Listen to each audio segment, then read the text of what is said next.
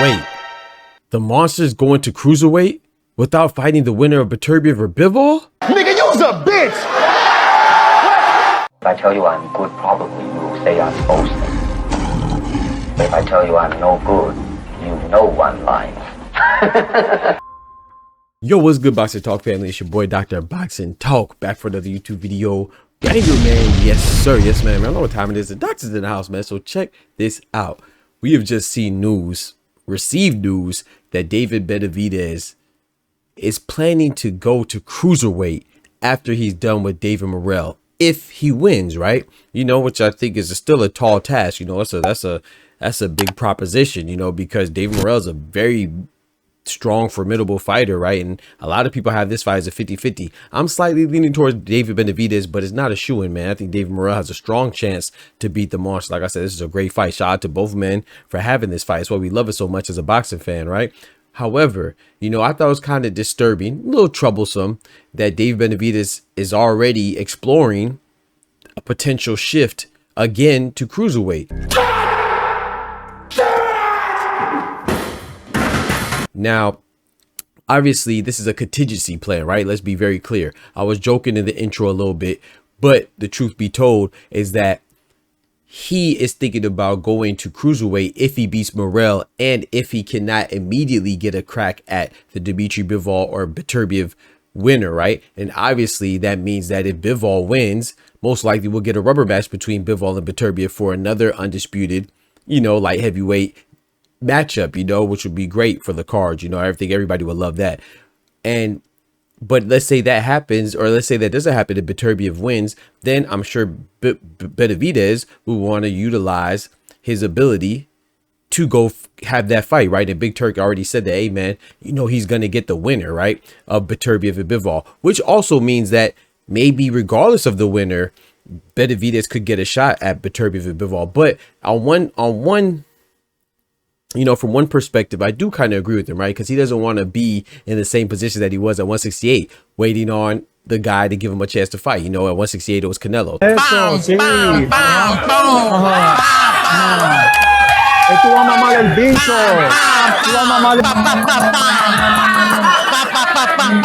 Now, whether or not you believe that he deserved the chance or it was his fault that he didn't get the fight, I'm not about to argue with you. I don't care. The point of the matter is, you know, is that fight didn't happen. And so Benavidez, understandably so, could be worried about another big fight potentially not happen. So he's putting forth a contingency plan, a backup plan. If the cards don't fall as he hoped they will, he might go and fight ZURDO Ramirez at cruiserweight. But like I said, the caveat with that is, to me, he's already contemplating cruiserweight. And if he does go to cruiserweight, does anybody think that he'll come back down to light heavyweight? And if he does, won't you think that'll put him at a disadvantage, you know, especially if he has to put on, let's say he has to put on additional mass, you know, in the forms of muscle and not just fat. God damn it, that's a big fat ass! So if he goes back down to light heavyweight after going up to cruiserweight to fight Gilberto Ramirez, then I think that would just be so much harder for him to even, you know, I really don't think he'll do it, you know what I'm saying? But if he did, it would be harder. You know, we've seen fighters like Roy Jones try to come back down, and we see how that affects you. You know, it really doesn't, it doesn't behoove a fighter to do that. Once you go to a new weight class, if you're going to do more than one fight or two fights, then you should probably stay and campaign at that weight class for a long period of time. So I don't like this move at all. I think, in my opinion, I think that even if he cannot immediately get Beterbiev or Bivol, I still think that he should have like an interim bout, you know, in the meantime, you know, assuming that he beats Morrell, you know, and if he doesn't beat Morrell, then it doesn't really matter, right? Because we could assume that they'll probably have a rematch between themselves anyway. But yeah, man, y'all let me know what y'all think about this. I don't like this idea. You know, I don't even think he should be thinking about cruiserweight. But once again, I want to emphasize that this is a backup plan, a contingency plan, a what if plan. You know, it's a hypothetical if he doesn't get his opportunity to fight Beterbiev and Bivol, like he didn't get his opportunity, according to him, to get Canelo, right? He doesn't want to be in the same situation. So shout out to him for being proactive. But like I said, I don't like this move. Hopefully he doesn't do this. And if he does, hypothetically, if he does go to cruiserweight, I like ZURDO, you know what I'm talking about? But that's just me, you know what I'm saying? But I like them both as fighters,